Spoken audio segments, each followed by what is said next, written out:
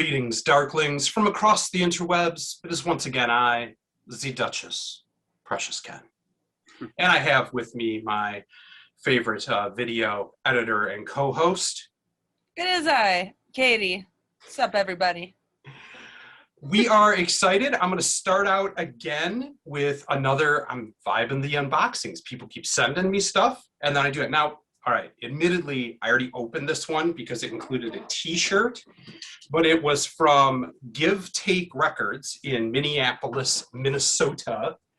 And they sent me over this lovely t-shirt, as well as some of their releases, which I'll be checking out here. It looks like I have Project 44, The Victims, and oh, this looks like a compilation that they have here for Give Take, and it has their logo on it. So you guys will see reviews for that soon. And if you want me to wear stuff in the podcast, then send it to me and I'll wear it.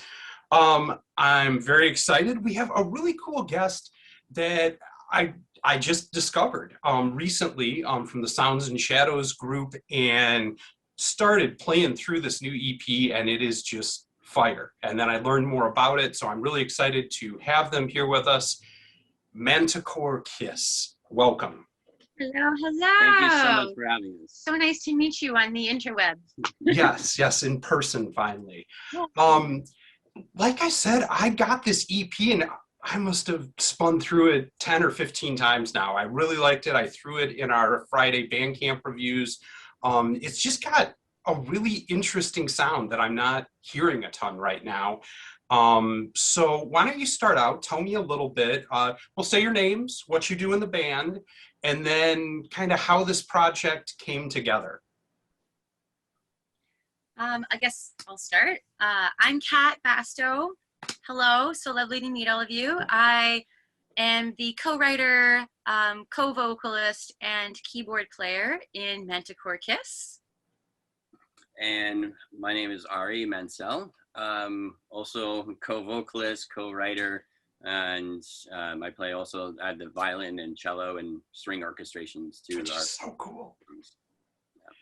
I love hearing those instruments and Ari, you know, kind of the tone that brings to it. Other thing I love is hearing you guys talk about how much collaboration I feel like was going on this EP. It really was one of those cool albums that feels like a dialogue, a discussion where, you know, these voices are coming back and forth, and a lot of the stories for every song had this vibe of a human communication, you know, two sides to a story within the song, and was just really, really cool. And another aspect, I said this, I was talking to Jean-Marc Letterman the other night about you guys, and kind of, you know, said it has this romanticism that almost feels medieval.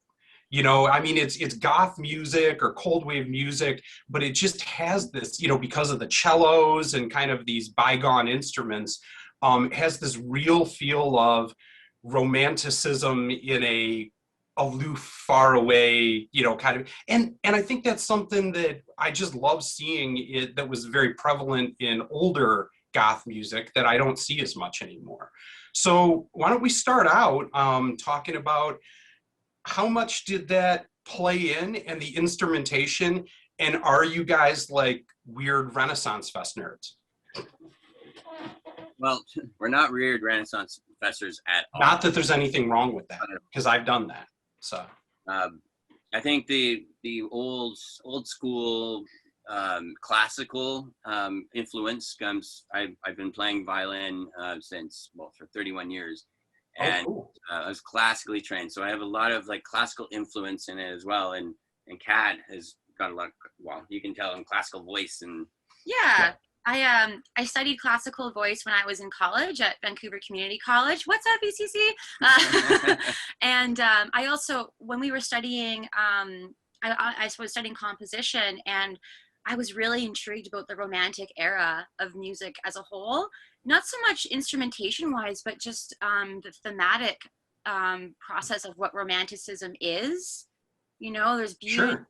love, but there's also a lot of tragedy and death, and and drama, and I latched onto it. I just sank my teeth, and I was just thinking that you nailed it on the head when you said that our EP has elements of romanticism, because we consider ourselves romantic dark wave. So we're really all about really heavily influences of romanticism, not so much romance, but romanticism. Yeah. So I really appreciate that that you mentioned it, that particular term, because it was very, very intentional.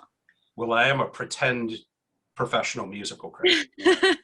And the album honestly is it's a bunch of puzzle pieces and intertwined. The song, which is the title track of the album, is kind of the combination of all the songs together. So you have backstory here, backstory there, and another little kind of in between story, and then intertwined is the sum of all of it. Yeah, the summary for sure. Yeah. I love that. I think another thing that when I was listening to this too, from the very first track, hold on, let me pull it up here and look. But it was, I want to say this right, is Abuelia. Abuelia. And I just absolutely loved this right off the bat, especially, I was kind of talking about, it had almost like a art rock feel, in the sense that you kind of have this spoken word of describing this going in. Tell me a little bit about that concept. I mean, everybody who hears the album is going to hear about it, but just how that played in and what it meant to setting the tone for your album.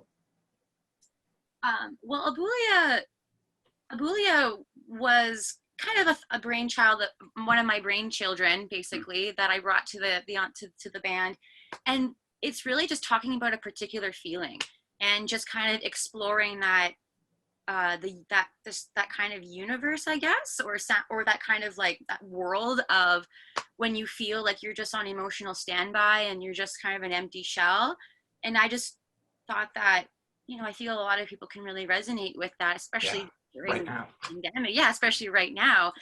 And a big goal of ours is to create a space that people can kind of enter and explore and maybe find a catharsis in it. So just being very like, this is what's going on. This is how I feel. Like, yeah.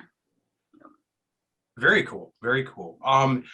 Another thing that I was really excited when because I listened to this, I got into it and had no idea, and then found out, because you're there in Vancouver, your record was produced by my dear friend Jason Corbett of the band Actors. And tell me a little bit about how that connection happened and what it was like to work with Jason. I guess it all started, I went to Actors' very, very first show ever. Oh, wow. Yeah. I fell in love with their sounds, and they, it's a treat when they play in Vancouver, because they love playing everywhere else, and it's like when they play in Vancouver, it's something to look forward to. It's like Springsteen going to New Jersey. It's a different show. It's a big deal, man. A lot of artists don't, stay in their hometown or play in their hometown. Sure. Better to share elsewhere, because everyone at home knows you. So after that, I just kind of kept an eye out, and then that was before I had met Kat, I believe, and or maybe right after. But and then kind of introduced Kat to Actors, and we ended up, talking to Jason every single time afterwards, and we run a promotion company here in Vancouver as well. Oh. Well, plug it. What's your promotion company? Throw the thing. Party Productions. What's up?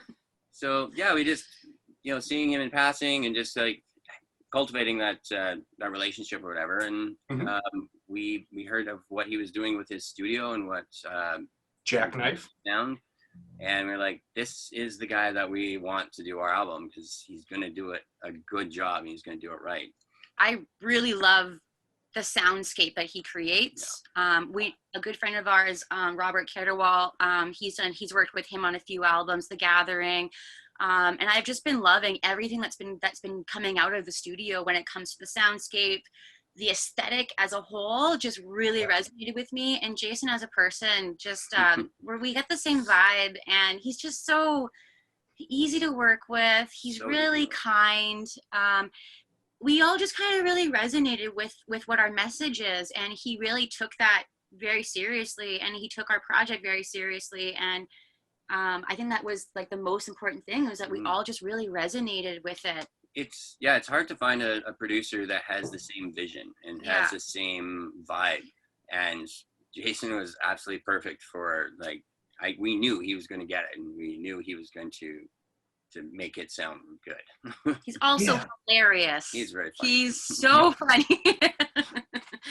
I think that goes unspoken a lot of how important, I know it's such a, I don't know, abstract concept, but the idea of just vibing with your producer makes a night and day difference in an album. And I hear that with you guys is, like it just flows so smooth, and the way that the sounds are layered, especially because you're doing things like violins and cellos. And to me, when you're doing electronic music, that's kind of a hard note to hit, is making those blend together, those organic sounds with a digital one.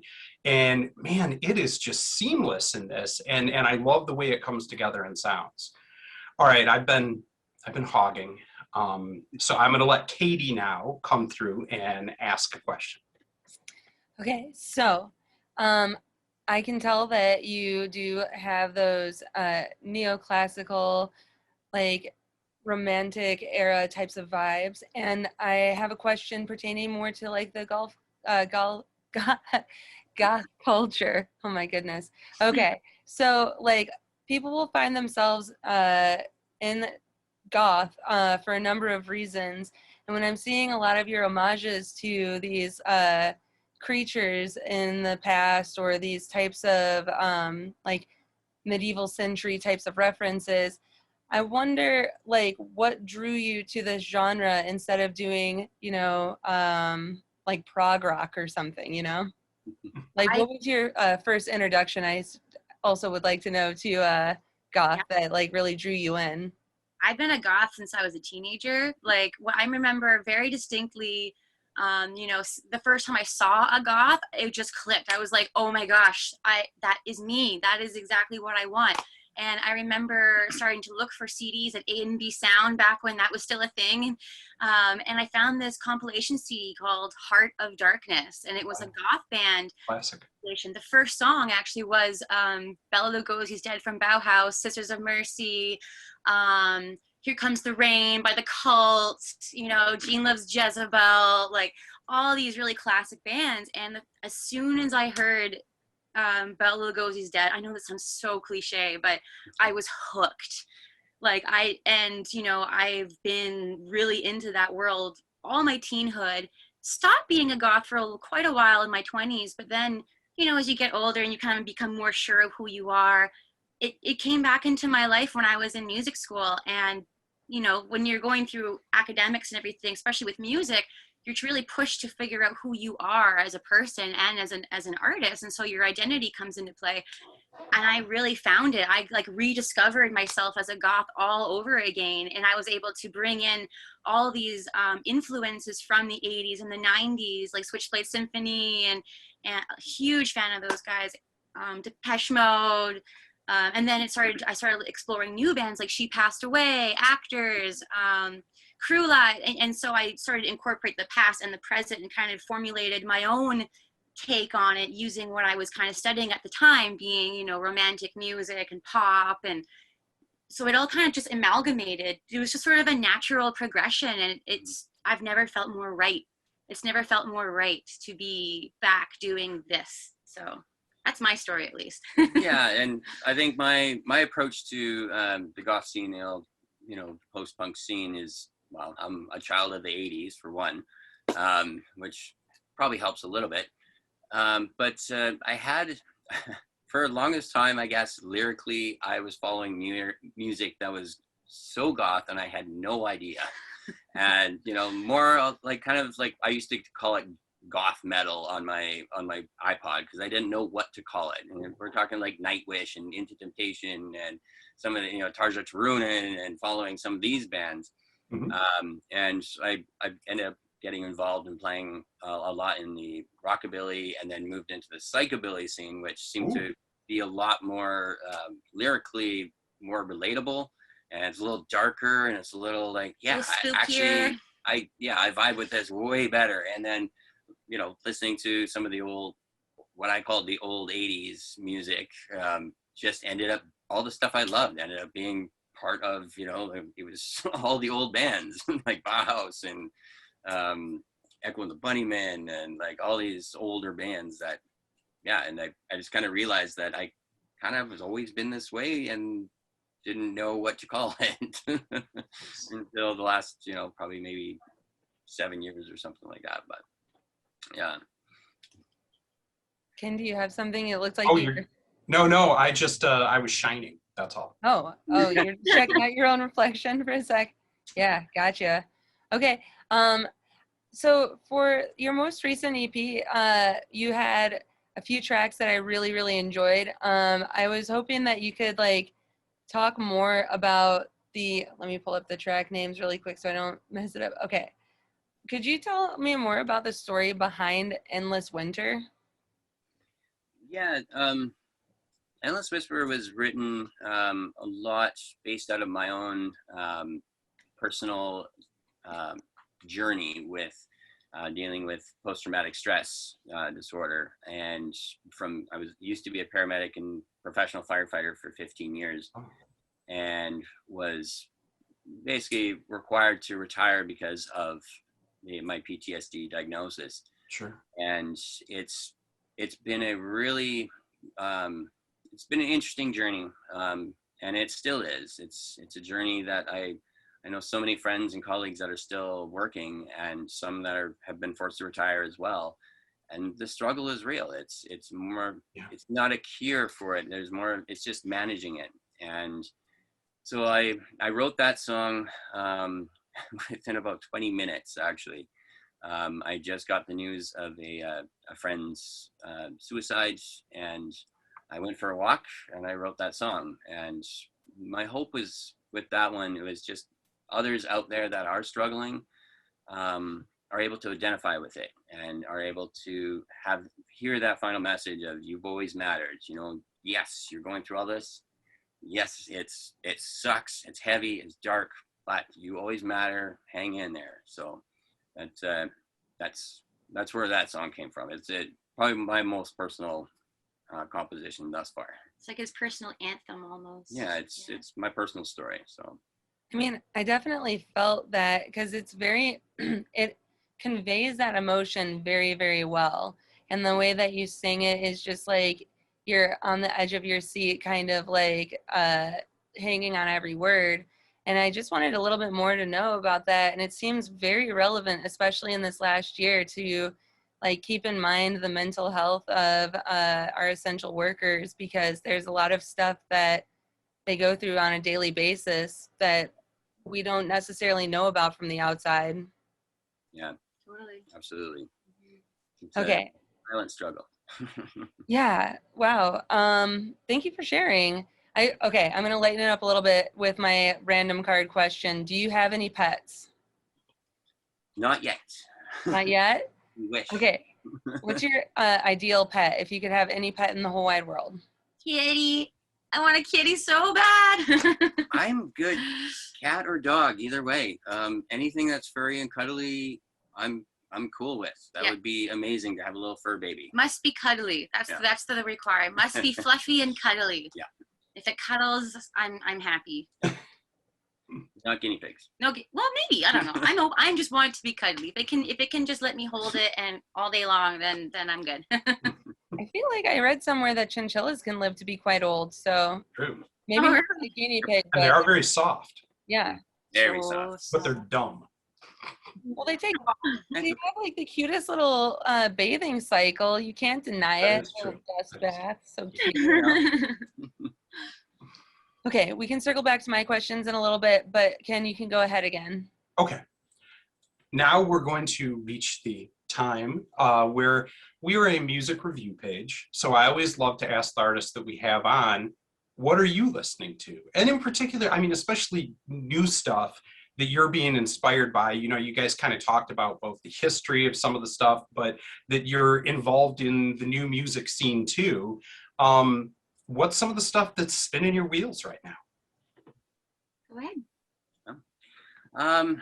Well, Aunt, I don't know how to pronounce it, Haunt or Aunt. Hunted, yes. Brilliant new album. Absolutely love it. Been So listening good. to that. Same thing with Clan of Zymox's new album. Yeah. Very, very relevant for, this last year. And Yeah. wow, it's amazing. It's pretty awesome too. I mean, just how long those cats have been at it and still able to put out a fresh sound like that. They always kind of amaze me on that. I know. And Crew Lies. They came to Vancouver. Shout out to Ian. Hi, Ian. We love you. We got to meet them in Vancouver about 2.5 years ago now, and it was just such a beautiful performance, and we've been following ever since. And it's just if you need a pickup or something like that, I put on Crew Lies, and it's brings me kind of into a nice area, Yeah, no, it's an amazing band, and it has just, I don't know, one of those really prolific voices that's distinctive. Like I can always, in a DJ set or something, if a Crooks Lies song comes on, boom, like I recognize that that's Ian. And I think their new album coming out, I got, as being a reviewer, a little glimpse. And I'll tell you, it's just so, I don't know, different from what you hear in the modern scene, in the sense that it really is progressive and complicated. And they're so good at writing pop singles like Portal, and then to hear that other side that really had kind of almost like a Killing Joke feel of how doing like 6/11 weird time signatures. And so I am really, really geeked for that. And that's a great pick. And fantastic people too. Absolutely. Beautiful people to talk to. Lovely. So I'm a diehard She Passed Away fan. Like I am so completely obsessed with their sound. We got to see them at the Rickshaw, Yeah. A couple of years ago. Got to meet them afterwards, and they are the sweetest people. Like they are so kind, so soft spoken. Like just they're completely different than when they're on the stage. Like they're just very. Sure. They're like, yes, thank you, like. And I love that. I don't know. I love that. I love their vibe so much. I was thinking about, it's more songs that I latch on to as opposed to bands. Sure. For me, I'm a little bit of a sponge, so I don't always listen to exclusively goth music. Sometimes I like to cleanse my palette a little bit and put on something completely different. Yeah. Like for example, I'm really into Simrit. She's this kind of like a spiritual artist, I guess. Okay, cool. She had this song called Just a Glance, and it's a huge influence behind our song Forever. I heard this line kind of being played, and I was like, oh, I love that. So I kind of like slightly tweaked it and we made it our own. But that's kind of how I work, right? I listen to like so much stuff, and then I'll hear like little bits, and I'll take it into our stuff, and we'll kind of play around and make it our own. Like Forever is a mix of Echo and the Bunnymen and Simrit, but you would never know if you've never listened to Simrit, I mean, at this juncture too, we're in 2021. Like, I mean, the Beatles wrote every chord progression that's ever going to be written from now until the end of time. In order to bridge new ground, you have to synthesize. At this point, you really have to blend a few things that maybe existed to make something really fresh and new in your own. So no, I think that tracks. I think that's been a trend throughout the centuries, like if you look at any era of music, it's everyone kind of takes a little bit from the past and brings it into the present, blends it with other present things, that becomes something new. And that's what Manticore Kiss at the core really is. We take inspiration from other genres, from the past genre of goth, and we bring it into a modern setting, right? Sometimes we just come up with our own stuff too. It's like, I don't know where this tune is coming from, this melody's coming from, but we're putting it down. Like, believe it or not, I actually have a background in pop and pop rock. That was like where I got started. So the way that I write progressions is very much centered in a pop sort of sense, as well as like, that kind of stuff. But another aspect of music that we were listening to a lot of, that for some reason I got really inspired by, I hate to say this out loud almost, but drum and bass. We were on we were on a road trip recently out to Alberta for a wedding, and all COVID safe, all things were good. But we had some road trip music on, and it was just my sister's playlist. And it was all this like crazy drum and bass and like EDM. And I was like, there were a couple of songs that stood out, and I was just like, that melody, I could do something with that. Or, oh, that little bit there. Yeah. You know, that's really cool. So like I try to keep kind of an open mind to absorbing things that might inspire me that may not necessarily come from goth. Yeah. But then of course, you know, I'm obsessed with Crosses from Actors. That song right now is really in my head, in my system right now. Yeah. The Hearth from Cruel Eyes, I listen to it top, front to back. As well as Lingua Ignota. I don't know if you've heard. Love that band. So passionate, so insanely cool. She is so talented. She just put out a new album, Sooner Get Ready, that I'm so excited for.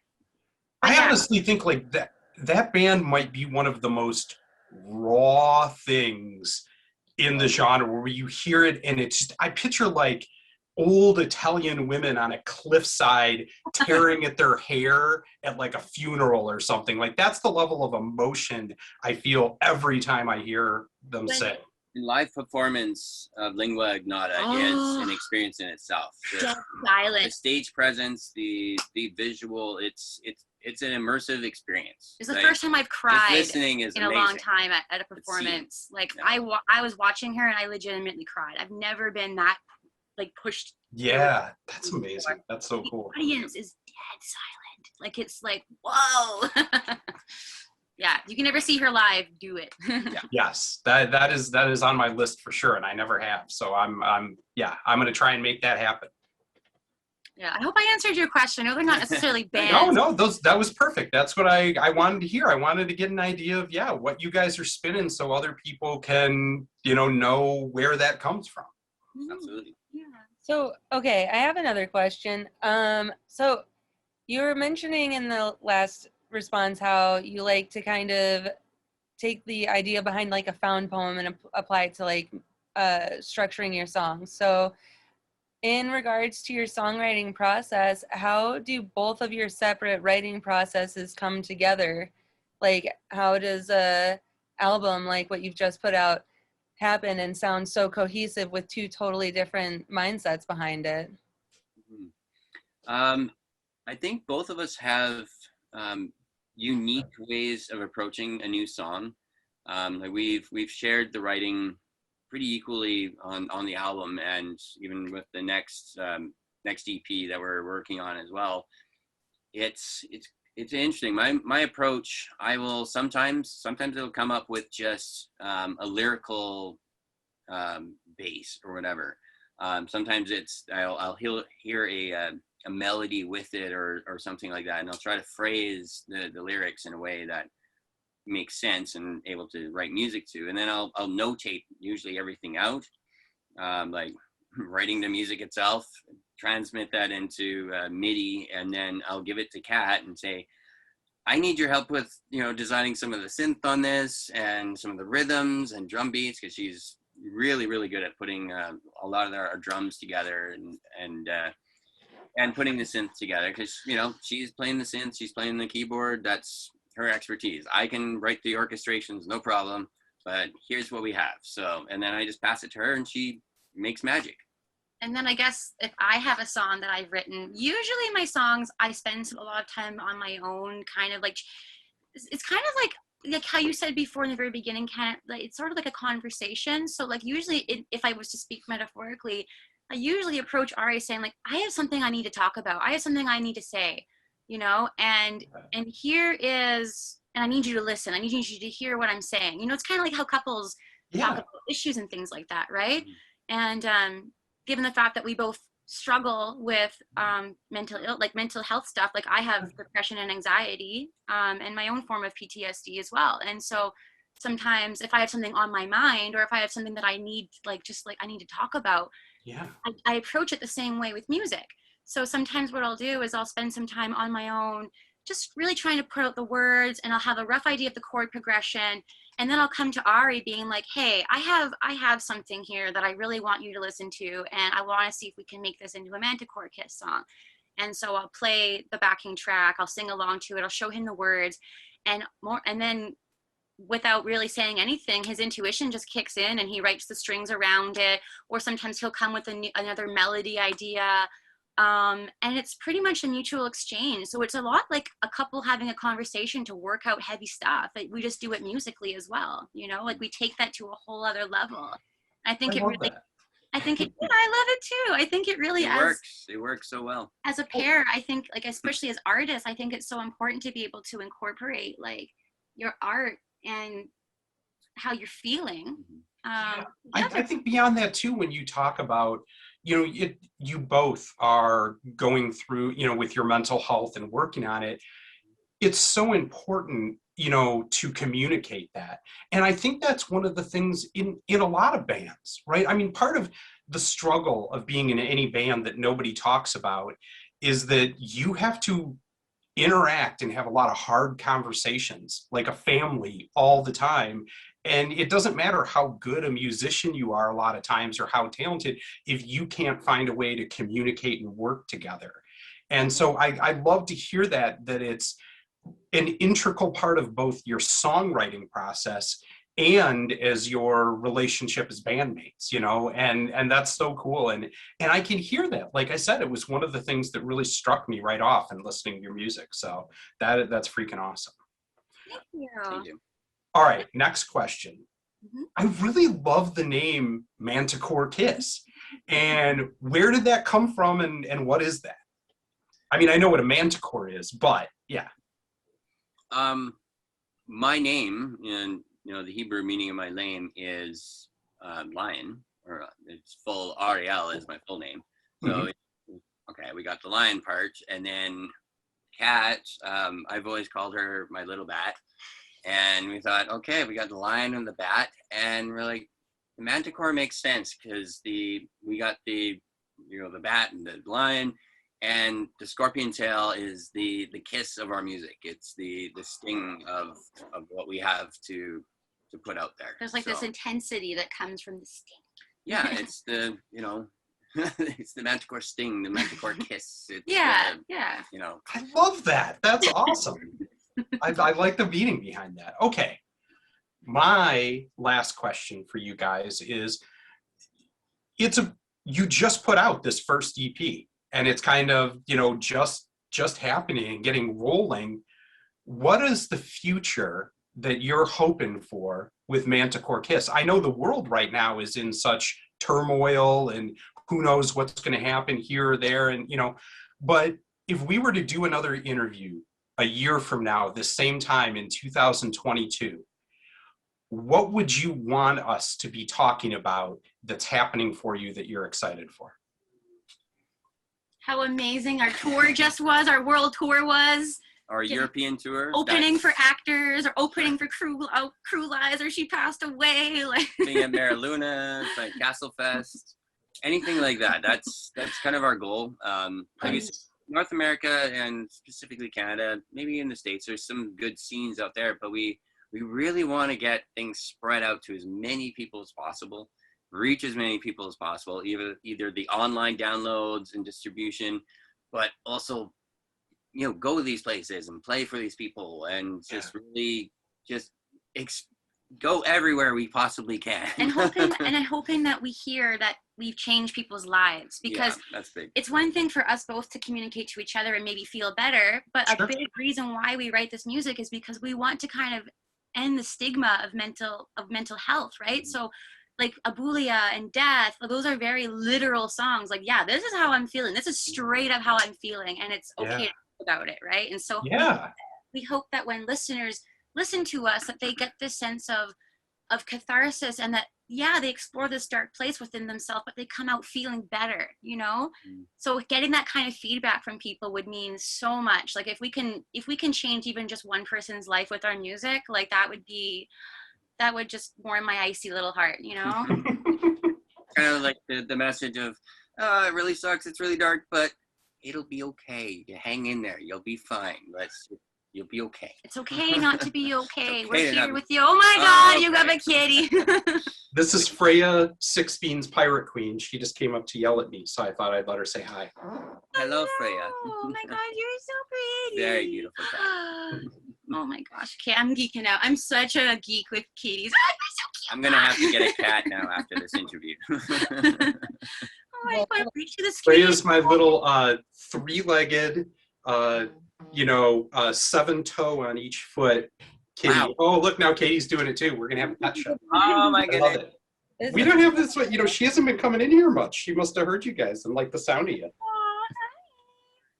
I get that a lot with cats. They like the sound of my voice. Hello, kitty. We have this one. This is our kitty. All right, Katy, do you have a closing thought question? Okay, so my last question is just one more, like, kind of get to know you a little bit better. What kind of things do you do outside of the music? Like, what kind of hobbies or outside interests do you have? Perhaps oddities? I don't know.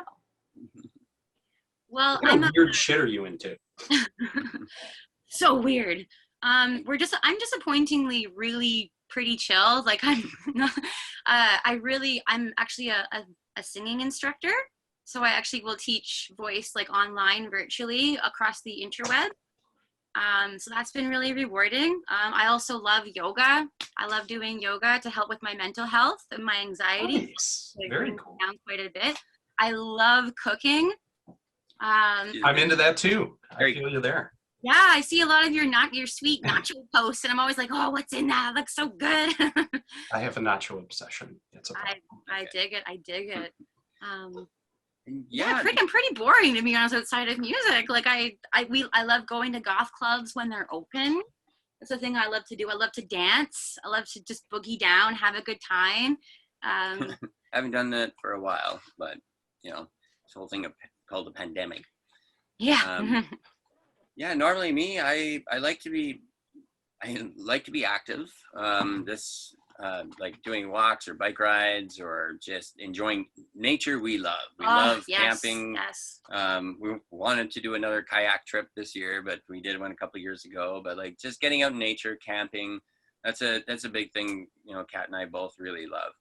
Of course, this last year has kind of thrown everything on its head. So we've just been patiently waiting to just till everything looks, fairly safe. And thankfully, we're both vaccinated. And anyone out there watching this, get your vaccine. It's very important. Because we want to go to shows. Quit messing that up for us. Live music again. That's what we love doing. We love going to shows. We love organizing. We miss playing shows. We miss putting on shows. We just miss that whole culture. We miss it so much. So that was a huge part of our life. Yeah, and that was a lot of our on the side spare time. Like we just go to other people's shows, and a lot of it, for our promotion company was, a little bit of headhunting and see what bands are playing, what sounds good, and like go home, put it in the database and build, fake band lineups just to see, like, when we get this venue, we can ask these guys and we're good to go. And so we really miss doing that because you're out there in the community and interacting with everybody and just being around people again. That would be what we'd be doing right now.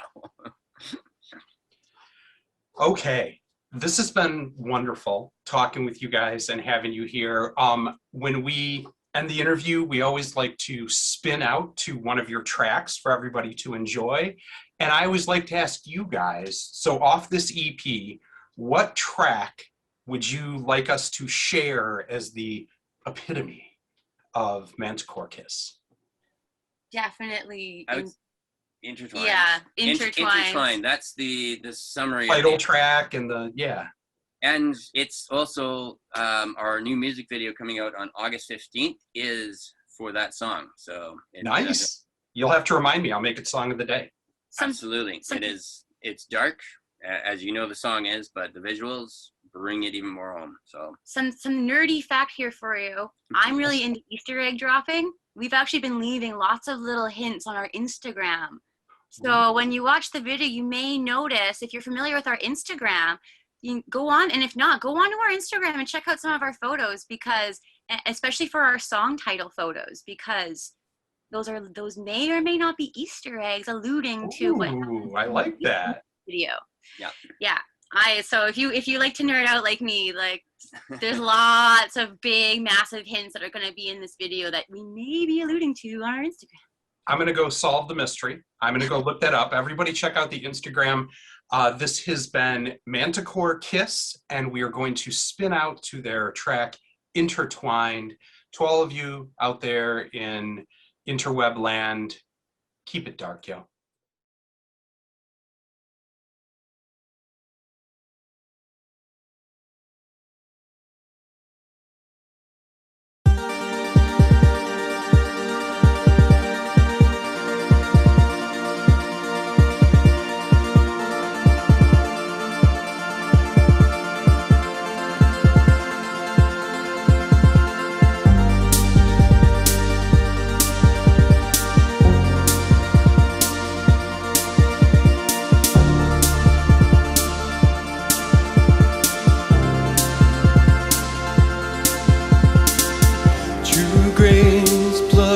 Sands of time, their hearts became intertwined. Two souls connected to the same vine, a love that was dark and divine.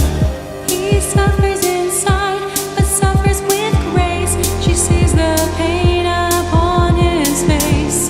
Through his smile she sees and knows one day they will suffer no more. She loves him, Loves her, but he suffers.